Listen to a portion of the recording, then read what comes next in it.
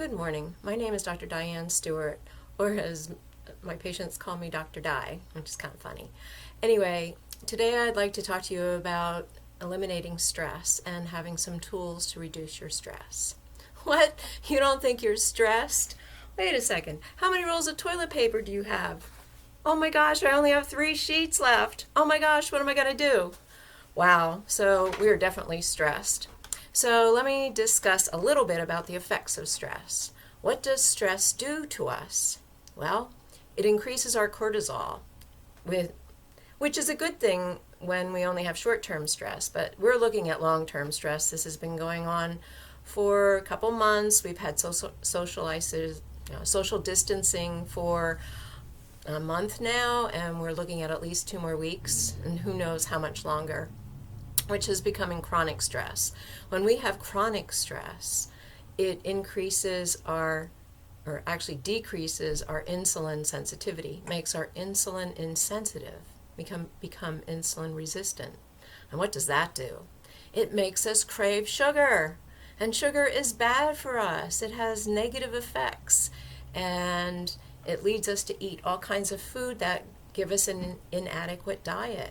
So have you been reaching for cookies or candy or pie, pasta, macaroni and cheese? That's a big one. These are all comfort foods, and the sugar increases your insulin, which gives you a little bit of a high, but then you crash afterward. So it's not good, and it decreases how our digestive system works and how we increase our immune system. So we don't want to be doing that. We don't want to increase our sugar. The other thing it does is it decreases our vitamin C.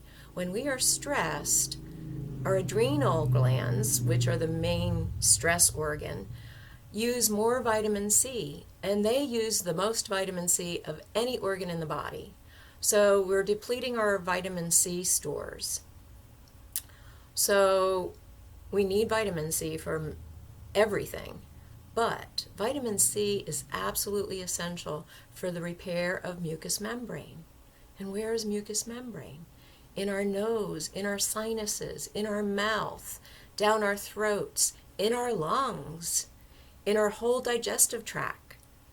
Don't you think it's essential to have repair of mucous membranes at this time? So vitamin C is absolutely necessary.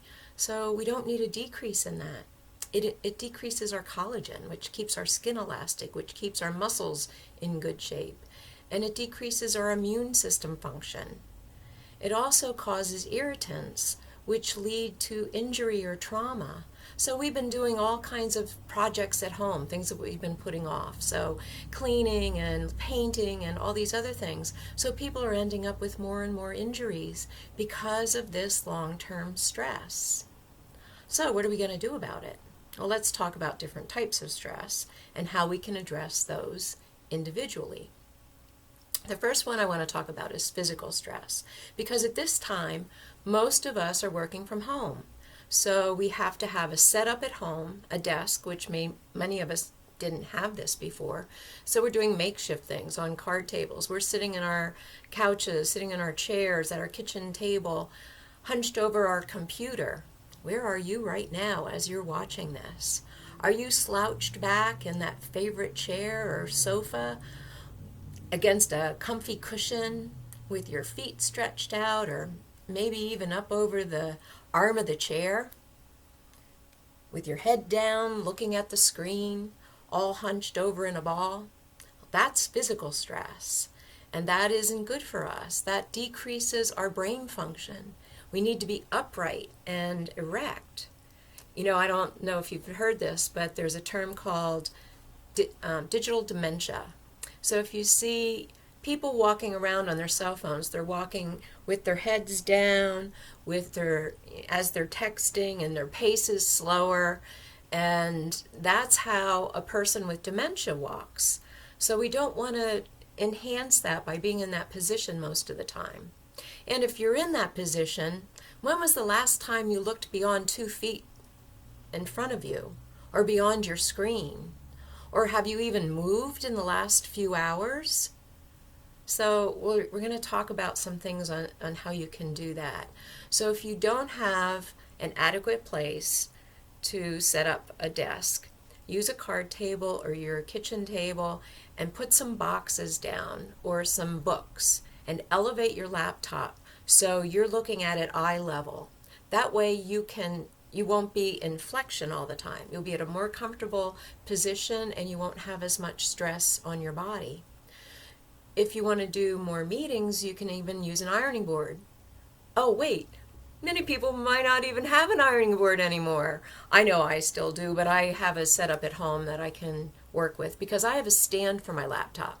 And the stand props it up. Actually, right now, it's sitting on the stand at my desk in my office, and I have it elevated so that I'm looking straight ahead. My screen is right in front of me, so I don't have to worry about being in the proper positioning.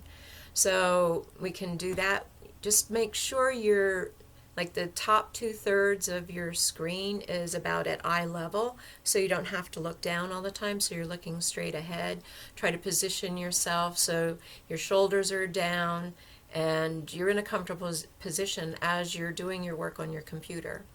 I know when we're binge watching, we probably don't want to do that, but try to be in as comfortable position, in as ergonomically sound position as possible. So let's change that now with an exercise. We're going to do a breathing exercise, which affects a lot of other things. But before we do that exercise, I want to talk about breathing a little bit. When you breathe, especially when you're breathing to relax, breathe in and out through your nose.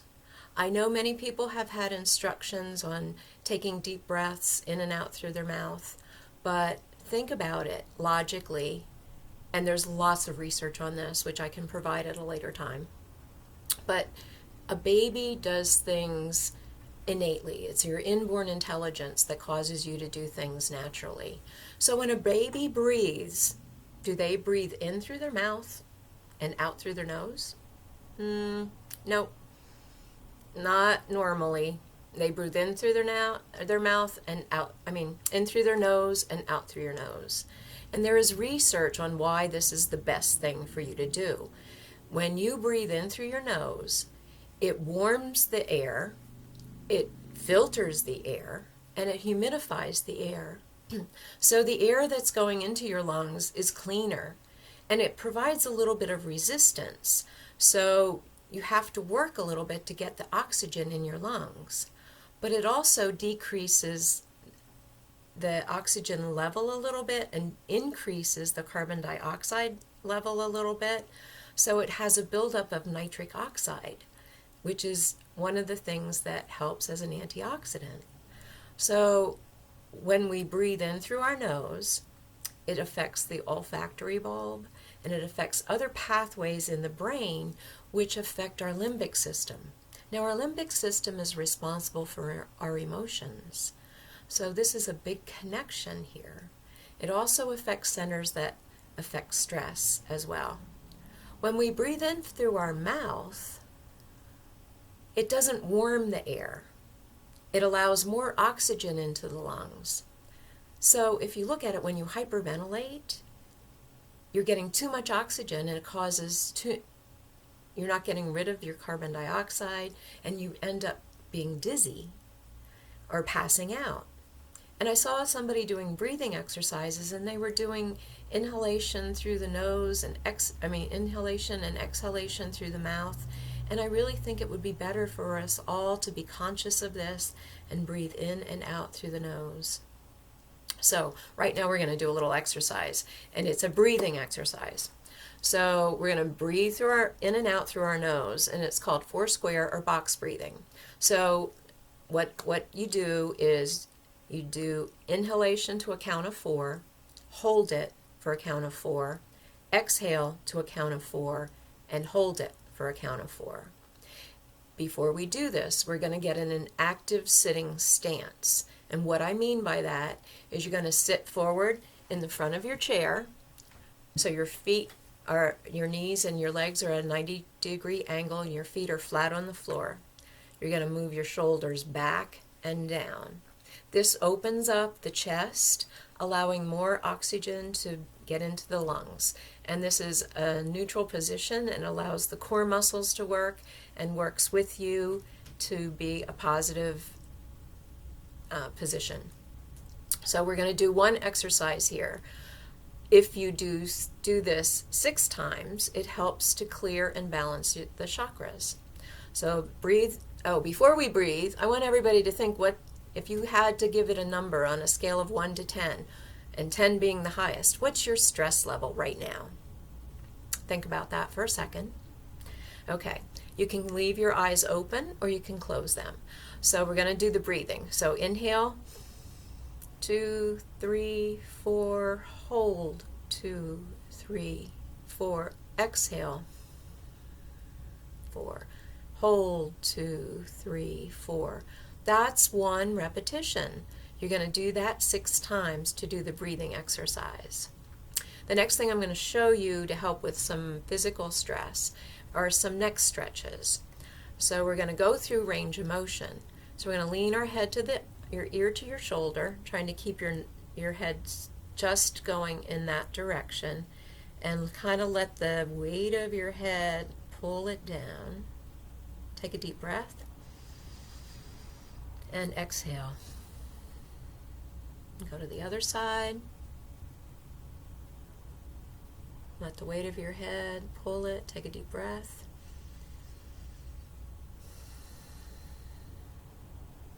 Bring it back to neutral. I'm going to turn to the right and take a deep breath and exhale, and turn to the left and take a deep breath and exhale, and back to center. Go into flexion, look down as far as you can, take a deep breath and exhale, and look up to the ceiling. Take a deep breath and exhale, and back to neutral. Now, a lot of people recommend neck circles, but I don't. I recommend semicircles. So you lean to the side, roll to the front. It's a productive cough. A little dry. And then circle back to the other side. Come up to neutral. So what I don't want you to do is I don't want you to roll back, because that pinches the posterior joints of the neck. And if you have any type of degeneration, bone spurs, injuries, that can actually pinch and cause a problem. And I don't want you doing anything that's going to cause you any more problems while we have social distancing. So you can't get it taken care of in the manner that you're used to, whether it's chiropractic adjustments, massage, body work, whatever you do, exercise, that you can't really do efficiently right now. So I don't want you to do anything that's going to cause you any difficulty.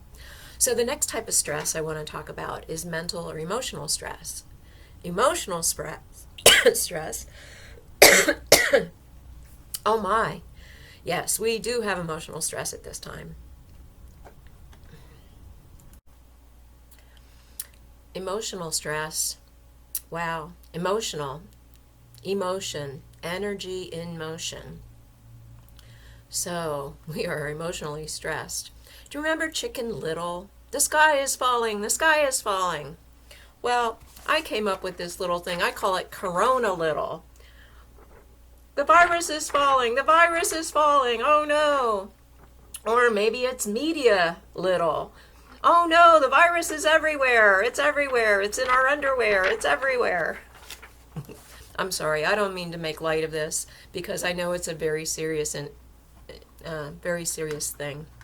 However, sometimes we just need to lighten things up a little bit. And I think there's too much sensationalism and too much drama bringing us fear, and we don't need to be in fear. That's one of the emotions that we don't want. We don't want world fear, because it brings the energy of the whole world down. Fear is a negative energy, and we want to uplift the world. So what are ways that we can do that? Prayer. Prayer increases the frequency, increases the energy. Meditation, yoga. It's been proven that meditation and yoga decrease your stress. Laughter. I just made you laugh, so hopefully I decreased your stress. At least I hope I made you laugh. Connecting with people. I know it's hard, but we need to call them. We need to FaceTime them, keeping that distance. I use BrainTap. I use a technology called BrainTap. It uses light and sound to help neutralize the stress. We can never get rid of stress, but we can neutralize it and do other things. We can exercise, moving. Any type of movement is going to be good for you. So movement is a good thing. Another thing that affects our stress are smells. Now, I don't mean Purell or Clorox or Lysol. Those are bad. They're actually chemical stresses.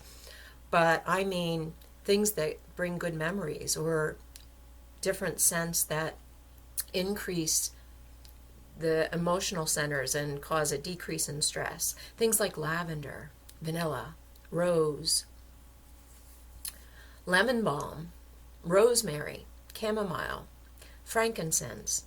These are all oils or scents that actually decrease our stress. Now it's through that breathing mechanism that we talked about a little bit earlier. Rose, you know that old saying, stop and smell the roses. It's got a many-fold message there. You're stopping, so you're slowing down.